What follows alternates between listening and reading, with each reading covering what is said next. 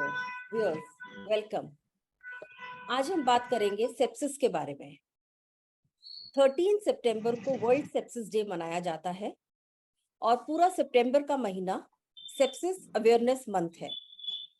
आज हम एक पैनल डिस्कशन आप लोगों के लिए लेकर आए हैं, जिसमें पैनलिस्ट के रूप में मेरे साथ हैं Indian society of critical care medicine Agra chapter के एग्जीक्यूटिव मेंबर्स। ये सब डॉक्टर्स क्रिटिकल केयर स्पेशलिस्ट हैं और आगरा शहर में क्रिटिकल केयर में इनका योगदान सबका 20 वर्ष, लगभग 20 वर्ष और 20 वर्ष से ऊपर का है। मैं सबसे पहले वेलकम करती हूँ डॉक्टर अनुपम शर्मा को। Doctor Anupam Sharma critical care specialist है Lotus hospital Agra. Welcome doctor Anupam. Doctor Vandana Kalra, नमस्कार जी। Doctor Vandana Kalra, she is the critical care specialist at Rainbow Cygnus Ujala hospital Agra. Welcome ma'am.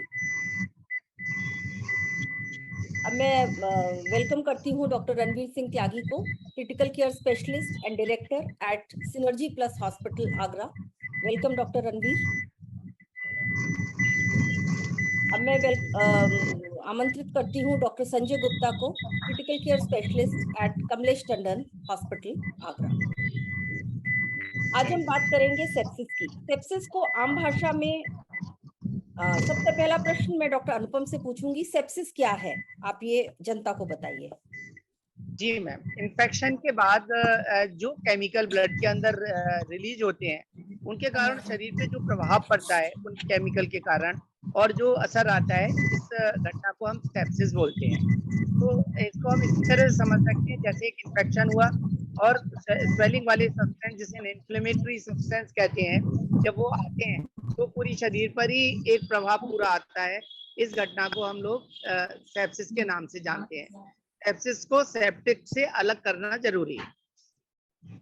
जी, तो शरीर के किसी भी अंग में इन्फेक्शन जब वो ब्लड के माध्यम से फैल के पूरे शरीर में असर कर देती है तो उसे सेप्सिस कहते हैं। इसके लक्षण क्या हैं? डॉक्टर संजय, मैं आपसे पूछना चाहूंगी कि सेप्सिस को पहचाने कैसे?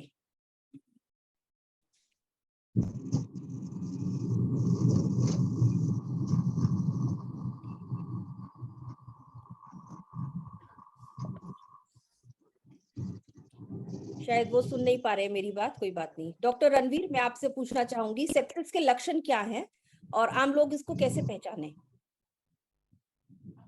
आम लोग सेप्सिस इस तरीके से, जब कभी भी कोई इन्फेक्शन, बुखार आ रहा है, कोई फुंसी हो गई, कभी कोई फोड़ा हो गया, कोई दूसरा घाव है, तो अगर उसके अंदर थोड़ा सा रेडनेस आ रही है, उसके वजह से बुखार आ रहा है, उसकी वजह से घबराहट, बेचैनी हो रही है, तो आप उसको सोचो, एक तुरंत डॉक्टर से कंसल्ट करो कि ये कहीं इन्फेक्शन घातक तो नहीं है या उसमें से स्मेल आ रही है। तो अगर इतनी चीजें, तो आपको डॉक्टर से कंसल्ट करना चाहिए और फिर डॉक्टर बताएगा कि भैया ये आपके लिए खतरनाक है और नहीं है, तो उसके हिसाब से उसका पहचान के वो आपको सलाह देगा। जी, तो किसी मरीज में, डॉक्टर वंदना, मैं आपसे जानना चाहूंगी कि किसी मरीज में ऐसे लक्षण दिखते हैं तो उसको और उसके तीमारदारों को क्या करना चाहिए, उन्हें कहाँ जाना चाहिए? देखिए, सबसे पहले तो ये इम्पोर्टेंट चीज है कि जब भी आपको लग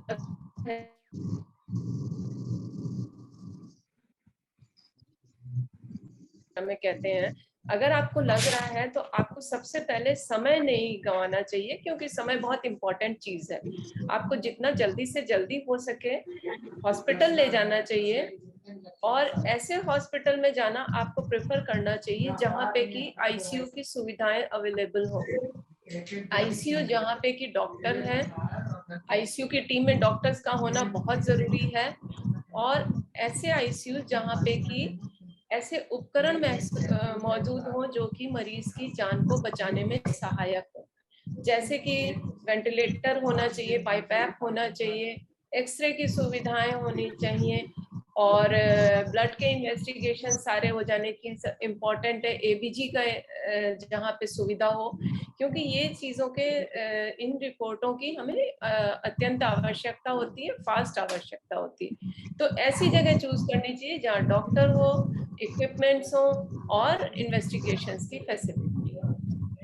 तो एक ऐसा हॉस्पिटल जिसमें एक अच्छा क्रिटिकल केयर यूनिट हो और जहाँ पर एक क्रिटिकल केयर स्पेशलिस्ट, जिसको इंटेंसिविस्ट भी कहते हैं, वो डॉक्टर हो और उनकी पूरी टीम हो। ऐसे जो सेप्सिस है वो एक इमरजेंसी है। इसको बिल्कुल ऐसे इमरजेंसी मानिए जैसे ट्रॉमा और हार्ट अटैक के पेशेंट्स होते हैं। इसमें जितनी जल्दी ट्रीटमेंट शुरू हो जाएगा उतने परिणाम बेटर रहते हैं। तो इसमें भी पहला जो 1 घंटा है, फर्स्ट आवर, बहुत इंपॉर्टेंट है मैनेजमेंट का। ऐसा पेशेंट जब एक बार हॉस्पिटल पहुंचता है, डॉक्टर अनुपम, मैं आपसे ये पूछूंगी कि ऐसे मरीज के हॉस्पिटल और आईसीयू में ले जाने के बाद क्या क्या टेस्ट कराए जाते हैं, ये जनता को बताना इसलिए जरूरी है कि बहुत बार तीमारदारों को कंफ्यूज हो जाते हैं, उन्हें लगता है कि इतनी सारी जांचें क्यों। डॉक्टर अनुपम।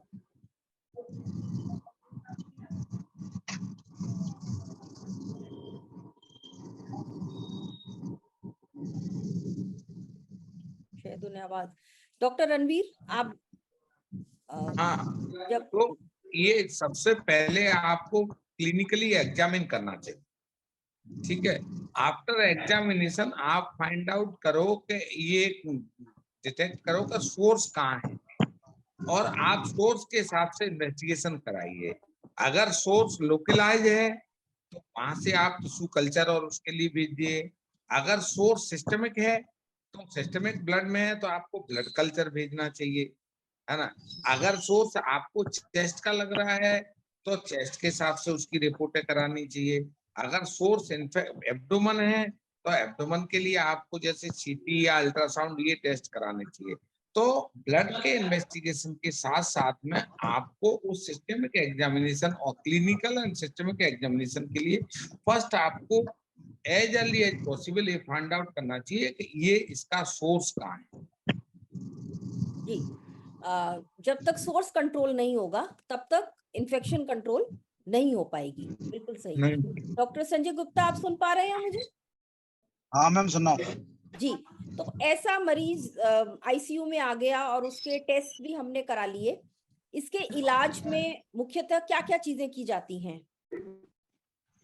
मैम, अगर हमने उसके इन्वेस्टिगेशन करा लिए, अगर हमको जो उसकी टीएलसी ज्यादा मिल रही है, न्यूट्रोफिल ज्यादा मिल रही है, पेशेंट को फीवर है, पेशेंट क्लिनिकल से हमको लग रहा है, तो सबसे पहले तो जो हमारी आईसीयू का एक कोई प्रोटोकॉल होता है, उसकी एंटीबायोटिक हम स्टार्ट कर देते हैं जी। और जैसे हम सपोज करो, अगर हमारी आईसीयू में स्टार्टिंग में हम एक कोई तैयार या कोई सेपेपा में कोई भी प्रोडक्शन करना स्टार्ट कर दिया, फिर रिपोर्ट का इंतजार करते हैं। रिपोर्ट का कल्चर की रिपोर्ट है, माइक्रोबायोलॉजिस्ट से कांटेक्ट करते हैं। 24 आवर के अंदर वो बता देता है कि कुछ ऐसा इस तरह का कुछ आ रहा है, तो देन उसको बिना वेट किए हुए उसकी रिपोर्ट को एंटीबायोटिक को हम हायर कर देते हैं। जी। एंटीबायोटिक दे दिया। सेकंड थिंग क्या, सेप्सिस के पेशेंट का फ्लूइड मैनेजमेंट देख लेते हैं। पेशेंट एआरडीएस में तो नहीं है, एसआईआरएस में नहीं है, तो और हायर यूनिवर्सिटी कंफर्म करने के लिए हायर यूनिवर्सिटी करा लेते हैं। जी जी। कैल्सिटोनिन करा लिया, तो या सीआरपी वगैरह करा लिया, जरूरी इन्वेस्टिगेशन अलग है। आज हमने 5 पैनलिस्ट से बात की और इसके साथ मैं ये संदेश देना चाहूंगी आप सबको कि सेप्सिस से मतलब है कोई भी इन्फेक्शन शरीर में वो बैक्टीरियल, वायरल, फंगल कुछ भी हो सकती है और बॉडी उसको ओवर रिएक्ट कर रही है एक इन्फेक्शन को, जिस वजह से वो इन्फेक्शन पूरी बॉडी में फैल जाती है। सबसे कॉमन साइट इसकी लंग्स है, फेफड़ों में हो सकती है। दूसरा यूरिनरी ट्रैक्ट, मतलब जो यूरिन का इन्फेक्शन होता है। ब्रेन में हो सकती है, पेट में, मांसपेशियों, हड्डी कहीं से भी ये इन्फेक्शन हो सकती है। जैसे डॉक्टर रणवीर ने बताया कि अगर हमें उसका सोर्स पता लग जाता है तो सोर्स कंट्रोल इंपॉर्टेंट है। फर्स्ट आवर बहुत इंपॉर्टेंट है मैनेजमेंट में और जैसे डॉक्टर वंदना ने बताया कि जाते ही क्या क्या टेस्ट कराते हैं, ब्लड कल्चर है, सारे लैब टेस्ट हैं, बहुत बार X ray chest, ultrasound, CT scan, बहुत कुछ कराना पड़ता है। और ट्रीटमेंट में ऐसे पेशेंट को इनके सांस बहुत तेज चल रही होती है तो तुरंत ऑक्सीजन की रिक्वायरमेंट बहुत तेज होती है, तो कई बार वेंटिलेटर की रिक्वायरमेंट, बीपी कम होता है तो बीपी उठाने की दवाएं, फ्लूइड देना होता है। अच्छा, तो एक चीज सेंट्रल लाइन होती है जिसको गर्दन से डाला जाता है, जिससे हार्ट के प्रेशर्स मालूम पड़ते हैं। तो अपने आप में सेप्सिस वर्ल्ड ओवर कहीं भी इसकी मोर्टालिटी रेट बहुत हाई है, 60 to 80%। और यदि हम best of the best ICUs में इसको टाइमली ट्रीट करते हैं तो उस 60 to 80% की मोर्टालिटी को हम रिड्यूस करके 40% तक ला सकते हैं। तो इस वर्ल्ड सेप्सिस डे पर, अवेयरनेस पर हमारा यही संदेश है कि अपने लक्षण को आप जितनी जल्दी पहचानिए और आईसीयू में जाइए और अपना ट्रीटमेंट कराइए। नमस्कार।